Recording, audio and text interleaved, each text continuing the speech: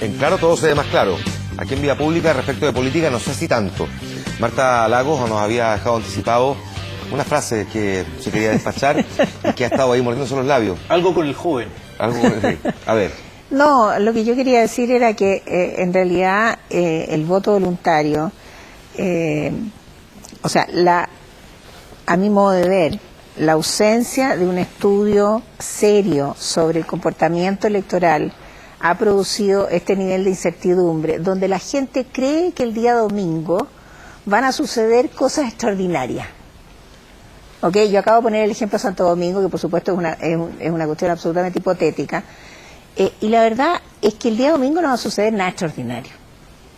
Me parece que hay que balancear la discusión por ese lado, porque si tú miras la historia electoral de este país desde 1925 hasta hoy día, que es casi un siglo, en ningún momento de la historia se han producido saltos extraordinarios en el comportamiento valórico de la población. Entonces no hay ningún cambio legal, ni en el año 35, cuando votó la mujer por primera vez las municipales, ni en el año 54, cuando votaron por primera vez las mujeres en la presidencial, ni en el cambio en el año 71, cuando votaron los analfabetos. En ningún momento el cambio legal ha producido un Big Bang en el cambio del comportamiento electoral de los chilenos. Aquí no deberíamos esperar nada. Entonces, si uno mira para atrás y dice, ese es el comportamiento del pueblo chileno, esto no debería producir más diferencias que las diferencias que se produjeron en esos hitos importantes. Porque tengo una duda que, perdona Marta, yo estoy de acuerdo. A lo mejor por obvia sí, casi nadie la responde, pero muchos no estaban inscritos porque no habían querido ir a inscribirse. Ahora están inscritos, pero no tienen ninguna obligación de ir a votar. ¿Por qué uno habría de pensar que ahora ellos van a ir a votar? No, sí, yo creo por eso mismo, porque el voto no está determinado por el reglamento. Claro, el voto está determinado por cuestiones valóricas, por la capacidad de una persona de adscribir a una idea y de ver en el espectro la idea. Yo creo que eso es efectivamente lo que ha ido pasando. La gente se ha ido alejando de la política porque cada vez la política aparece más estrecha. Curiosamente, hay mucha gente que no entiende la diferencia entre la alianza y la concertación.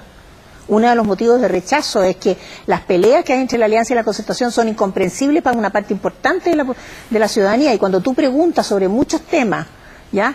La gente, el 60%, el 50%, el 70% no contesta, porque no entiende, ¿te fijas? Entonces yo creo que ahí es donde se produce la crisis de representatividad, porque la gente dice, bueno, ¿qué voy a elegir yo si al final de cuentas estos dos gallos son iguales? Quieren el poder para ellos, no quieren el poder para mí. Luis Felipe, no te preocupes porque nos falta que hablemos de Johnny Herrera nomás y con eso terminamos a hacer un buen salpicón en este programa hoy.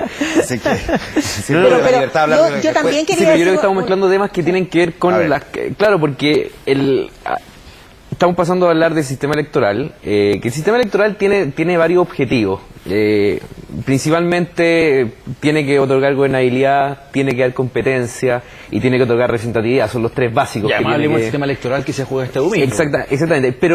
Pero hay otras cosas también que tienen que ver con el sistema de partidos políticos, los incentivos que tienen los partidos para presentar, por ejemplo, más gente joven o para que, por ejemplo, las personas se interesen en los programas. Hemos estado viendo, por ejemplo, lo que yo veo en esta elección, que es bastante transversal, es la falta de programa. A mí me impresiona. Estamos en el pic, o sea, en lo mejor que hemos estado en temas de era digital, posibilidades. Hoy día ya no es caro, no hay que gastar millones de pesos para poner un programa a disposición de las personas, de los electores. Hoy día las herramientas electrónicas permitirían, por ejemplo, que cada candidato le haga llegar el programa completo a su comuna, con los planes reguladores, con qué quiere hacer la comuna entre el 2012 y el 2016, etcétera, y hoy día no lo hacen. Y yo creo que hay otras reformas que van pendientes, que ya tienen más que ver con el sistema electoral, tienen que ver, por ejemplo, con el financiamiento de la política.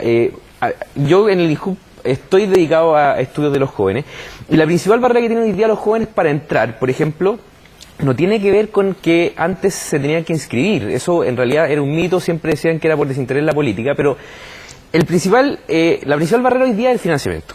O sea, una persona que tiene 25 años, por ejemplo, y quiere inscribirse y quiere representar, y logra juntar las firmas, logra consolidarse, logra inscribirse, no tiene cómo arriesgar el capital económico que se necesita hoy día para poner la cara en no sé cuántos lados, sobre todo si le quiere competir, por ejemplo, un alcalde incumbente. Y yo creo que ese tipo de reformas que llevan más al área chica, la ley de partidos, etcétera, son las que nos van a otorgar una democracia mucho más participativa, donde los jóvenes puedan estar incluidos, por ejemplo. yo creo que por ahí van, yo creo que esa es la reforma 2.0 que quedan. Yo no volvería atrás con la inscripción automática de voto voluntario. Yo creo que fue una buena reforma, fue una reforma constitucional que requirió 2/3 del Parlamento, donde con más de 2/3 del Parlamento se aprobó. Yo creo que dimos un paso importante. Incluso si fuese poca la participación ciudadana. Sí, porque es como el sillón de Bonoto, es como romper el termómetro. O sea, si la participación ciudadana es poca en un contexto de inscripción automática y voto voluntario, personalmente creo que lo peor que podemos hacer es obligar a quienes no estuvieron interesados en el sistema político a ir a votar por cualquier persona. Por lo tanto, entiendo que yo podría interpretar que tú le estás dando la razón, digamos, a la dirigente Alace, que considera que en realidad no hay que ir a votar, o sea, que si uno no va a votar porque el sistema político siente que no lo representa y que no interpreta hoy día al elector, si es que la gente hoy día no va a votar, uno podría entender entonces que lo que hay que cambiar es el sistema político. No, hay dos cosas. No el sistema de votos. No, que hay dos cosas. Dale.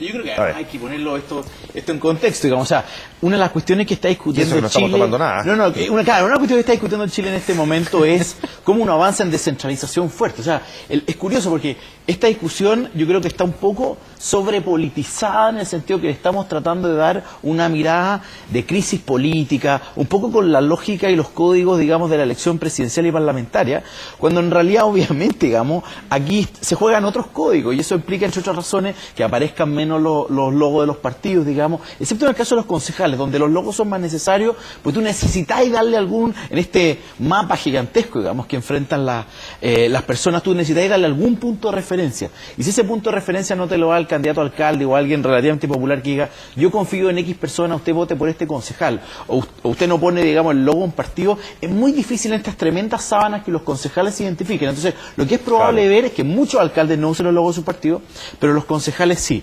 Pero entonces, tratando de decir que, ojo, que aquí estamos enfrentando elecciones municipales, de hecho nosotros en Libertad de Desarrollo hemos propuesto, digamos, de hace 15 años, digamos, en que nosotros separemos las elecciones municipales, uno pudiera tener elecciones, digamos, en Peñalolén en marzo del 2000, no sé, de 2013, las de la 10ª región sean en por el región, 2002, por lo menos por región. O sea, en realidad descarrilar un poco la elección, porque se juegan otro tipo de cosas. Pero hay otra hipótesis que yo creo que es interesante acá poner en juego, digamos, que es decir, mire, yo no dramatizaría con que va a caer, digamos, la participación política, pero lo segundo, y que de alguna manera quería retomar un punto que hizo Marta, me parece relevante, es que cuando uno mira la encuesta, digamos, de actitudes respecto políticas, digamos, de los que estaban inscritos y los que no estaban inscritos, sobre todo en términos de jóvenes, no son muy distintos las dos muestras. No es este cuento, digamos, de que como que generara terror, digamos, de que en realidad hay una masa de gente que no estaba inscrita y que ahora se va a inscribir, que en realidad eran todos hiperfachos o hiper de izquierda, digamos, que van a venir a revolver el gallinero, cuando en realidad no es cierto eso.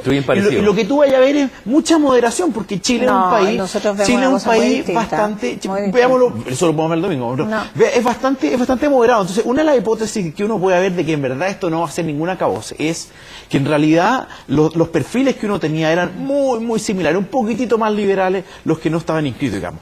Pero la otra cuestión relevante, y ahí sí vuelvo a discrepar con Marta, es que la incertidumbre que tienen los políticos en este minuto es maravillosa. Este es el mejor de los mundos. Entonces, ese argumento sí que yo no lo entiendo. Porque en realidad lo que tratamos de hacer con el voto voluntario, lo que tratamos de hacer con la primaria es efectivamente generar una incertidumbre.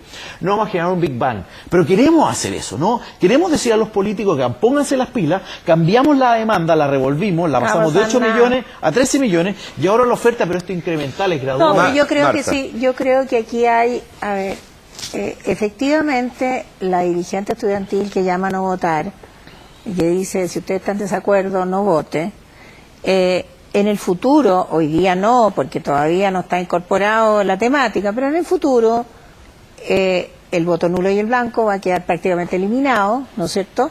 Y los votos nulos y blancos se van a transformar en abstención. O sea, se podría interpretar en el futuro que todos los que no votan, como tú dices, están en contra del sistema. ¿Por qué? Porque no encuentran representatividad en el sistema. Entonces los que están representados son los que votan y los que no están representados son... O están conformes. Todavía hay distintas lecturas. Todavía, nosotros lo que vemos es que la mayor parte de la gente que no vota es considerablemente más crítica que la que vota. Si tú tomas los 40 temas más importantes que tiene el país y tú los mides y tú dices ya, ¿cuál es la evaluación que hace la gente que vota versus la gente que no vota?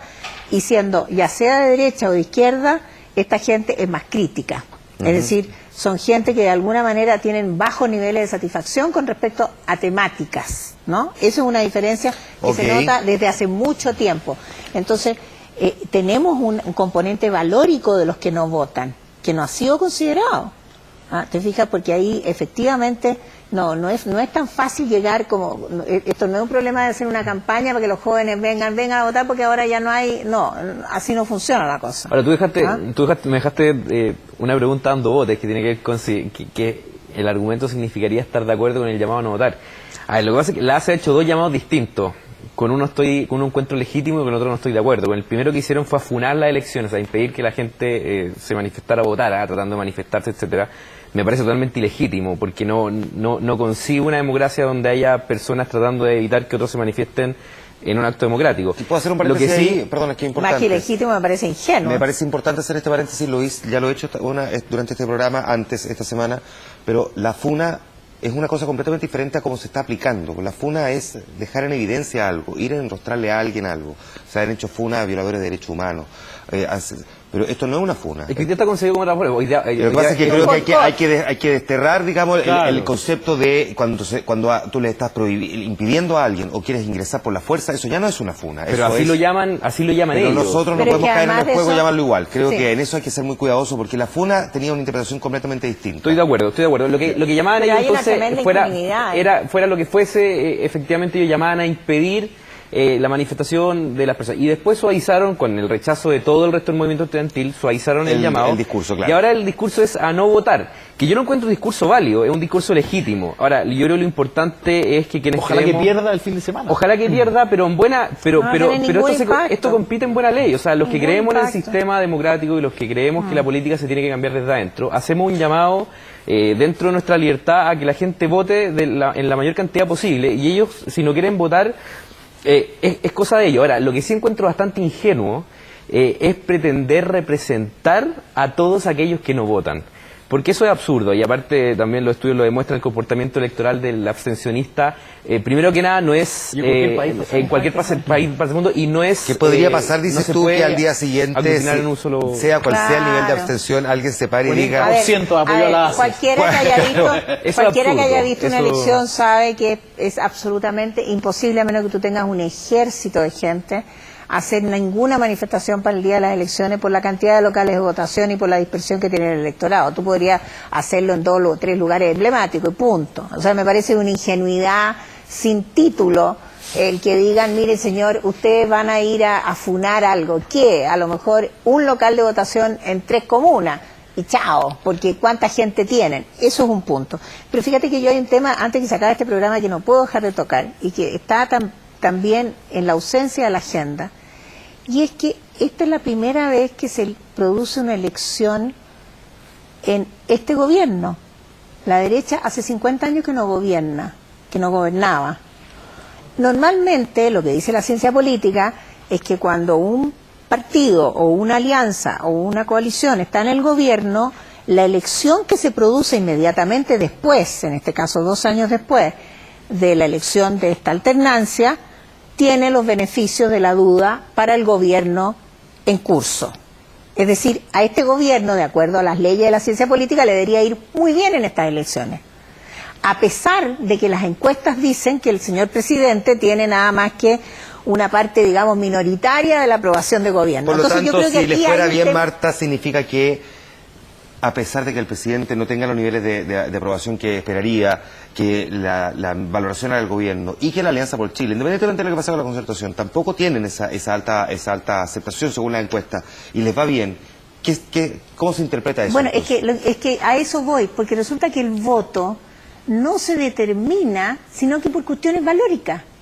Entonces el ciudadano, cuando va a votar, expresa sus valores a través de la opción que elige. Y el que no va a votar es porque encuentra valores en las opciones que están disponibles. Entonces, me parece que es ahí donde uno puede lograr comprender que el domingo el gobierno le va a ir bien, no le puede ir mal. Tengo ahí algunas preguntas que hacer, pero antes voy a tomar contacto con don Cristian Pino. ¿Cómo estás, Cristian? Bien, pues, ¿y usted? Muy bien, pues, oiga, ¿me da un segundito antes de que empecemos el contacto? Yo quiero mandar un saludo. O sea, que yo nunca mando un saludo, pero en este programa lo ve mucha gente. Y hay un televidente en particular al que le quiero mandar saludos porque está internado en el Hospital Militar, don Ramiro Hidalgo, que sé que ve este programa y que es padre de un amigo mío que yo espero que se pueda mejorar lo antes posible, para que pueda seguir viendo el programa en su casa, desde la comodidad de su casa. Le mandamos un abrazo. A mí siempre me identifican como el que habla con usted, no como el que da las noticias en la noche, imagínese, para que vea el impacto que tiene. ¿En serio? ¿Sí? Mire que a mí me dicen lo mismo, ¿ah? Ah, mire.